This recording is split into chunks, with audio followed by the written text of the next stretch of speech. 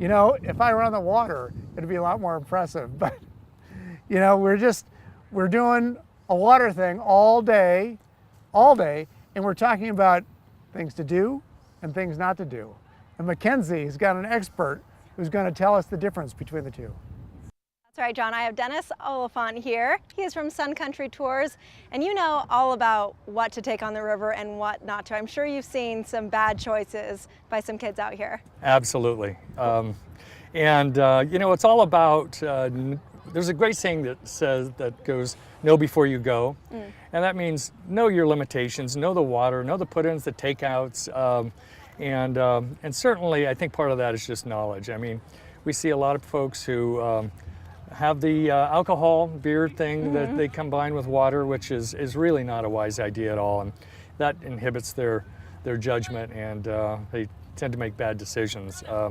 So usually when there is an incident on water, most of the time there's alcohol related. Yeah. And so what John was on, the air mattress.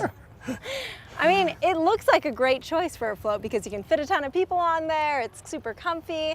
What's so bad about it, or what could go wrong with an air mattress versus something that we have here, just super solid? Yeah, well, an air mattress on a lake is fine, but when you start getting in a situation like this where there's current, you know, you should have some maneuverability. Yeah. Especially just down below here, we have a spillway.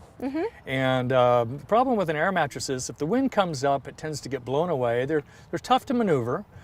So again, if you know where that takeout is, and you know that staying next to the shore where it's shallow, you're okay with an air mattress. Yeah. One of the problems I would think is that on a lovely day like today, people are getting in the water, they're looking at the water and they're going, piece of cake. So smooth, yeah. Piece and of then cake. you get down to the little kind of rapid section. But it doesn't and take very long for things to change. Yeah. That's right. And you know, thousands of people go down this stretch of river every year, and you know, there are mishaps, and you know, we have had deaths here and accidents, and you know, really it's a lot about education, and that's why we're here to help people with the awareness of you know, where that spillway is, how far down, to stay next to the left. And that's why we have our free life jacket program too. Any kid under 12, nice. We will loan them a life jacket for free for the day to do this stretch. So it's really, you know, it's just precautions. It's about knowing your limitations and knowing the craft that you're going out on, and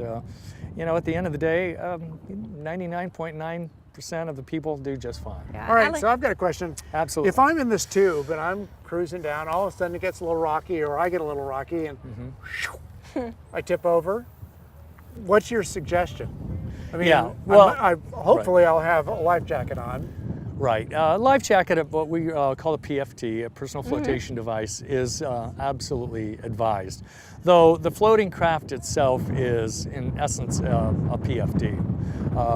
And so with handles like this, you can grab onto it and, you know, stroke it to the shore pretty easily. And that's the thing with the air mattress, is that there aren't handles for people who aren't, you know, to have that sort of gymnastic maneuver. They might be tough to get up on, but you know, if you fall over, grab the handle. Don't grab panic. the craft, grab the stand-up paddleboard, whatever, because it's a floating device.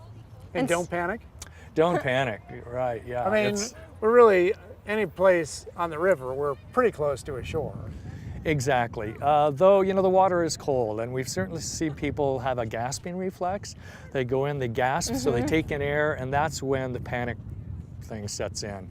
You know, they think they're, you know, it's a natural thing. They think they're drowning, and you know, and so they don't use good reason. Yeah, they're not thinking straight. Going for that floating. So getting up on the floats you guys have, I mean, you guys have these nice ones that are super solid and they're good for one person. Do you guys have anything for two people yet? You just have the one tube, right? Yeah, we do. And you know, they have 2 air chambers in them, so we've never had one spring a lake. But if you do, you still have half a tube to keep you afloat. Okay. And you know, this is flat water. There's no white water here at all. Yeah. And so it's not like there's something that's going to come along and tip you over. Maybe your friend would be the exactly first thing that's going to tip you over. Right in front of you, stand-up paddleboard. Right. I got on it the first time last year, and I was totally freaked out until I fell in the river once. Yeah. Right, yeah. And I was like, oh, is that all there is? Right. And I was so much more relaxed the Yeah. second time around. Right, and you know, the thing about a stand-up paddleboard is you are standing and you don't want to jump off the board because it is shallow and there are rocks. So you do what we call falling flat. So you kind of fall outward, and really when you do that, you just use 6 inches of the surface water. If you jump in, you know, we've seen a lot of folks that have carved up their feet and ankles Yeah. and whatnot. Mackenzie, so- that'd be so easy for you.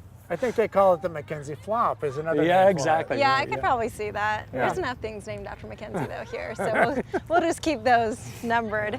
Well, Okay. that looks like a lot of fun, and there's tons of people out here today. Obviously, lots of people coming out and renting. It's a good deal for you and a good deal for the people who come out without it too, which is Absolutely. usually me. Yeah, I yeah. show up. And that was sort of our intent all along in this is, you know, folks bring out the vinyl air mattresses that cost them 99 cents and Yeah. that sort of thing and don't have life jackets. And the fact that we're providing life jackets with the tubes, with the stand-up boards and that sort of thing, it's just it's a collaborative effort with Parks and Rec to kind of make things a little safer out here. Thanks for making it Thanks safer. so much for Oh, being here. I really appreciate thank it. you guys for coming down and joining us. All right, we gotta I'm go get ready. water. I'm ready. Let's go. go.